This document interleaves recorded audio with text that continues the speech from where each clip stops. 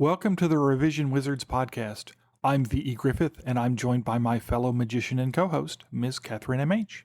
This is episode 26, and this time we're talking with our friend and mentor, Jay Thorn. Once again, I've had some tech issues that VE was able to work around. You won't be hearing my voice, but you will hear my awesome co-host work his magic and carry on with this interview. So with that, let's both take a listen. So, if you could tell us your name and your pronouns today. I am Jay Thorn, and my pronouns are he, him. Well, great. Thank you very much. Okay, we'll start because we're both three-story method editors. We wanted to focus a little bit on that today. Can you give us a brief rundown of how you came up with the idea for the three-story method? Where'd that book come from, and the supporting materials? Yeah, that like most good ideas, it came from a conversation in a bar. I don't know if that's true or not. I don't know if most good ideas come from a bar, but Either that or the shower. yeah, that in the shower, right? Yeah, well, you'll know why it was in the shower when I tell this story. I don't know, maybe you won't, maybe you wouldn't make assumptions, but me and my good buddy and business partner Zach Bohannon were in New Orleans doing the we didn't call it then, but it was the first authors on a train experience with Joanna Penn and Lindsay Broker, and we were sort of at the end of that trip, and we were sitting in a bar, and I don't drink, but Zach was having a beer and probably a burger with no cheese and barbecue sauce, and we were talking about the trip and the experience and just how transformative it was, and we started talking about doing more author events because the one we did with Joanna and Lindsay, we were just four friends hanging out. It wasn't like it wasn't a workshop, it was just the four writers kind of hanging out. And Zach and I kind of had this idea like, wow, we could host events like this for other writers. And when we told Joanna and Lindsay, they were both like, that sounds amazing. We're not part of that, but that sounds amazing. So I was like, cool. Well, then, Zach and I, so we talked about it, and we started developing these different workshop opportunities. So like, authors on a train obviously became one, but we also did these world building weekends where we would pick a city, and we would pick a city that sort of had some sort of significance to a genre. So like the best examples, we did sci-fi Seattle. Seattle is really known for like aerospace, technology. And so we went to Seattle and we did a weekend workshop with folks there working on a sci-fi project. And basically, what we would do is we would create these anthologies, these charity anthologies, and everyone who was at the event would write a short story and contribute to it. And in that process, um, we were teaching the way Zach and I had co-written up until that point. And uh, I don't remember which one of us said it to the other, but we were like, you know what, we should like codify this. Like we should like document this process, because we were just stunned at how the attendees like they just couldn't get enough of it. They're like, oh my gosh, this is so helpful. And it's like, how like when you're good at something and you've done it for a long time, you kind of forget that you've built that skill set or that you learned that stuff. And so for us, it was like, oh, right. Like we've been doing this for years together, but other people don't know about it. And so that was where three story method began. It was like, let's create a system. Let's develop a framework that we can just sort of hand off to other authors, whether that's at events. And, eventually that led to the book and other things. But really it began because it was something we shared with other people. Wasn't our plan, but like as we shared this process, they were like, "Wow, that's great. We want to learn that too." Cool. Okay. Miss Catherine is having some connection problems, but we'll go on. She's a pantser and a real overwriter. She writes a lot. How do you feel like the three-story method helps pantsers who hate to outline, or is it something that a pantser would use after the story is done and sort of fix it in post? Yeah, I would say it's that. I mean, when we were co-writing, I won't make absolutes here or sweeping generalizations, but I think it's extremely difficult to co-write with someone and both of you be pantsers. Like it's just really hard to pull off. And so when Zach and I were writing together, we had to have a plan. Like we had to know where the story was going, because It's different if you're by yourself. Like you can go off on tangents, you can cut things, you can add things, but if you're writing with someone else, you got to have a plan. Otherwise, it kind of grinds to a halt. So in all honesty, the three story method was developed to be the front end planning tool so that you didn't waste time and didn't waste words. However, I've gone back and forth on that spectrum my entire career. I'm trending more towards pantsing now, which is a whole nother conversation. But I've gone from sort of like hardcore outliner to show up to a blank page, and I've been everywhere in between on that. And I think what we realized early on was that pantsers were finding three story method valuable, not because it helped them to outline, but because they used it as an analytical tool on their draft. And so there isn't one way to use it. Different people use it in different ways. I think the evolution of the tool is such that it seems to be a much more powerful tool at the scene level versus the global story level, which is, that's just kind of how it's evolved. So if you look at, the three C's in a scene, whether you're planning that out ahead of time or you're looking for it after you've drafted, either way, it's extremely powerful. I think there are probably better methodologies for global storytelling, like Save the Cats is one that I reference and use all the time. But yeah, I don't think there's a wrong way to use it. I don't think it excludes pantsers by any means, but it was developed as a planning tool. Okay. Well, the world has shifted just a little bit with AI, and I know that Oh my. you're one of those leaders in the author community who's sort of blazing the trail here. How do you see the three-story method playing a role in teaching our artificial tools, and how to use those artificial tools with the three-story method? Yeah, blazing the path or burning the place down. It's going to be one of the two. I'm not quite sure where it's going to end up. Yeah, this is a it, like it is a fast moving conversation. It is the pace of change right now is overwhelming for everyone, myself included. It's really hard to keep up. It's normal to feel frustrated, disappointed, frightened, and I don't know how it's going to turn out. I don't know how I feel about it long term. Like some mornings I wake up and I feel like AI is going to save the world, and other mornings I wonder if I'm going to wake up in in a world still controlled by humans.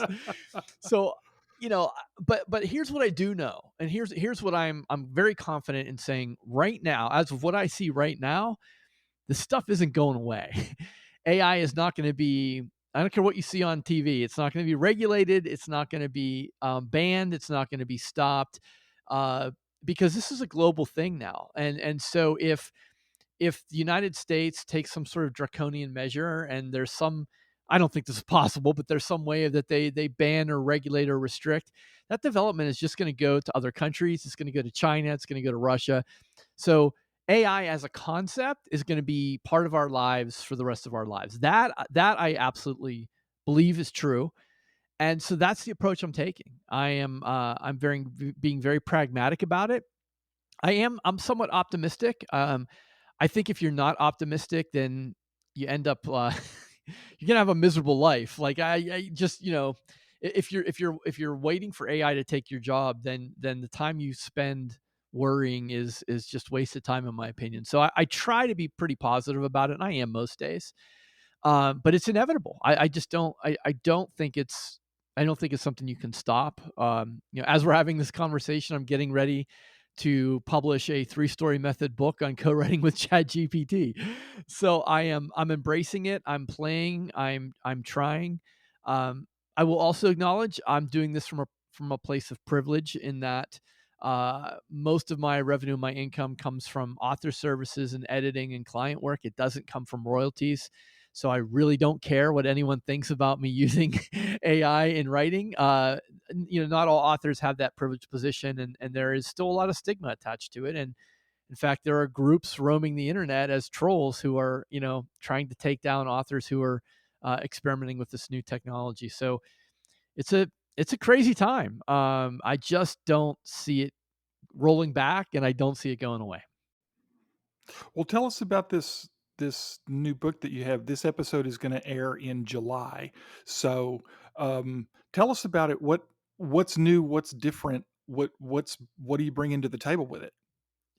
Yeah, it's well, by July, this whole conversation about ChatGPT might be completely dated, but you know, so what I did was well, the first thing I did is I went to what I knew, and what I realized when I started experimenting with ChatGPT and really with AI prompts in general is it's not the prompt, it's not the AI, you almost have to become a director instead of a writer. So if you think of in movie terms, a director is a storyteller, but they're not necessarily putting the words down on the screenplay, right? But they have creative control of whatever piece of art is being created. And when I started playing with ChatGPT and I saw some of the sort of snarky comments online of like, well, look what it returned. I'm kind of like, that's kind of like saying Word doesn't work well because you can't type, right?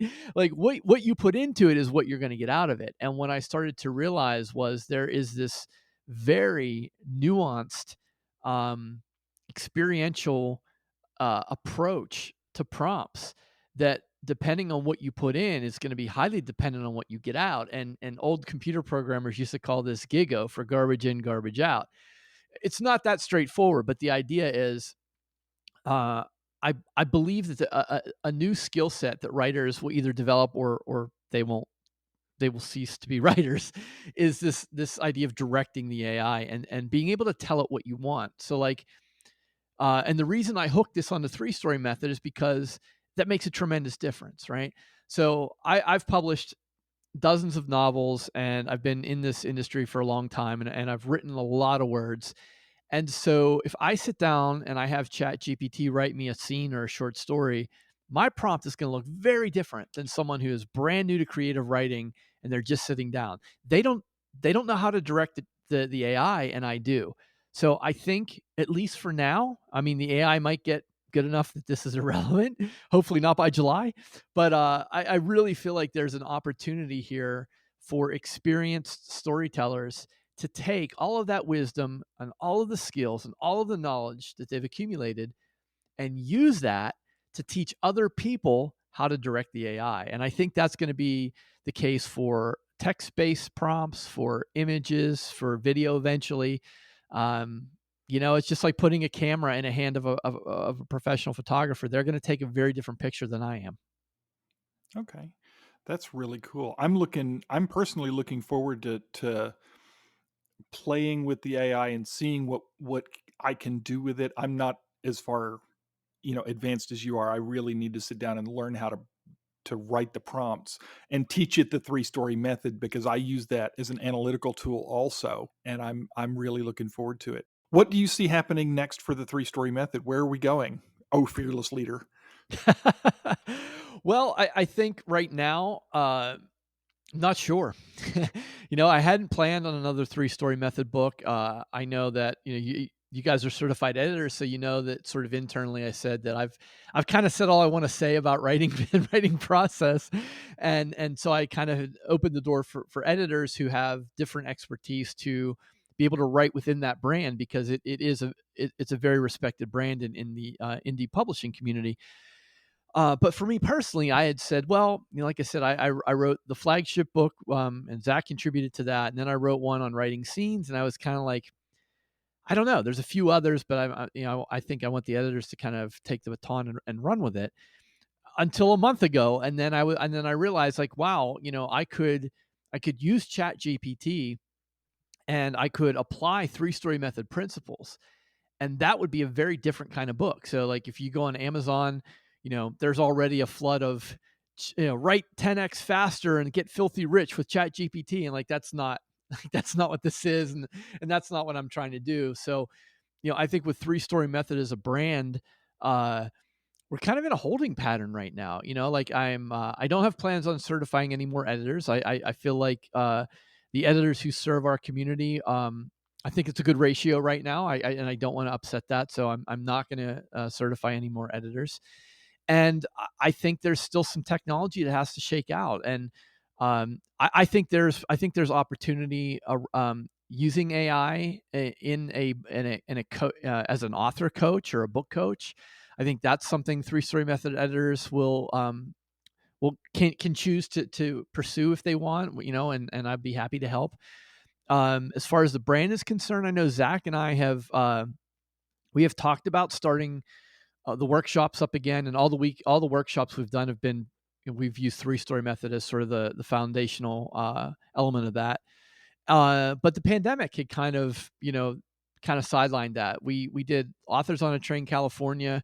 We got back from that about 3 weeks before the world shut down, and we've had a hard time getting live events up and running again. And up and I don't know. We sort of bring it every couple months. We're like, hey, how about now? And it's like, nah, not quite yet. So maybe 2024, we'll bring some events back, and again, those will be based in three story method. Okay, I'm looking forward to it, and I've never done one of those events myself. Obviously, I did the three-story method editor certification, and I've done it twice, which I absolutely loved and found it really, really helpful for both my own work and for, for assisting clients. You're a masochist. Um, you guys are my favorite people. What can I I know. I'm just say? teasing you. I loved having you You twice. know? So, all right. Well, where can we find you on the net? Where can I look you up and harass you? Yeah, the authorlife.com is the place to go. Everything is there, all the resources, books, podcasts. It's also where you can join the community. Zach Bohannon is taking over the reins. I'm still part of that community. I'll still be in there, but he's kind of going to inject some new life and some new blood into the leadership element of that. And so, yeah, it's strong as ever, and it's a free community. So, if anyone's listening and they want to join, you just have to apply, but there's no charge, and we're really proud of the people there and the spirit of that community. We believe it's like no other online. We feel like we have the best author community out there. So come join us. Yeah, I'm in several author communities, and the author life community is the one that I started with, really, and the one that I love the most. It's my go-to for questions, for comments, for any kind of author interaction. So it really works for me. Okay, Great. then with that, we will go ahead and hang it up for this week. Unless we missed anything. Did we miss anything? I don't think so. I think we hit the highlights. Okay, then we'll leave it here and see everybody next time. Thanks very much for listening.